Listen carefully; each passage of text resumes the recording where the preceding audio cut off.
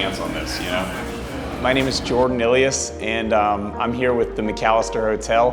I own the property and also worked as the general contractor redeveloping it. I saw this building and toured it when it was in its most blighted phase, but I just loved this building and really wanted to make it work. I really found heroes in Hanover that really supported me and helped me get the building and project approved. So yeah, then I fell in love with Hanover, and now my heart's here in Hanover. It has been a catalytic project for us, and it really has activated the entire block. The McAllister building is located on the first block of York Street and really has brought some new vibrancy to the space, invited some really exciting tenants.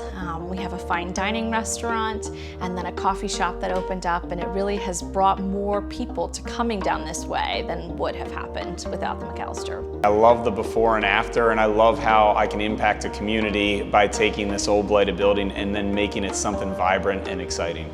Then steel structure supports wherever these I-beams were when they built this new section. So we actually went old school and did like an old Roman style arch in this area to support the old row home that we found, and then open this area up. So really fun. It was seen as a potential for redevelopment project since the beginning of this effort to revitalize downtown. That property is very big. It was always seen as being somewhat underutilized.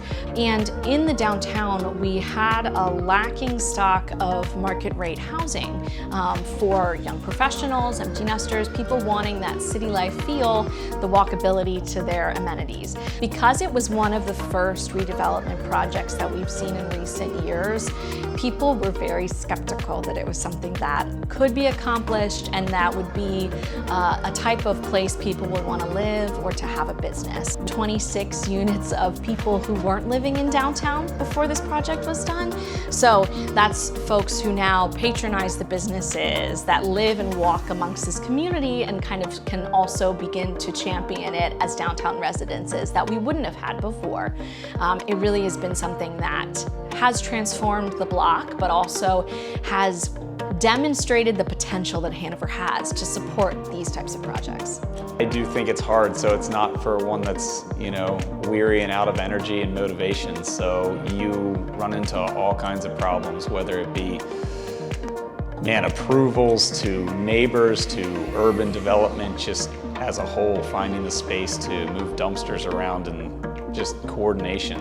Guys, this was a bomb shelter basement. This project would not have been possible without the parking garage. In fact, the first time I was walked through it, loved the building, loved the space, said no parking, never gonna work, okay?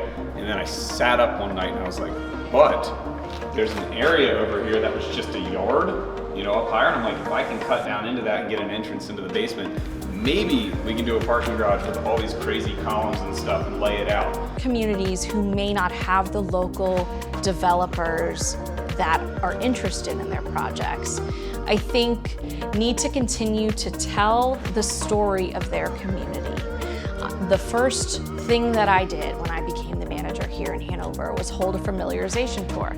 And I walked these people in snow and slush on the ground in the middle of January throughout downtown. And I just said, look, these are all of the buildings that we have. These are the beautiful places that we see could have some potential. And help us. Legislators, local residents, council people. And we said, this is the potential that we see. These are the visions that we can see for these buildings. It's not easy, but it is so rewarding. And I think each development is very complementary of each other if we can, work together. So it only helps the downtown.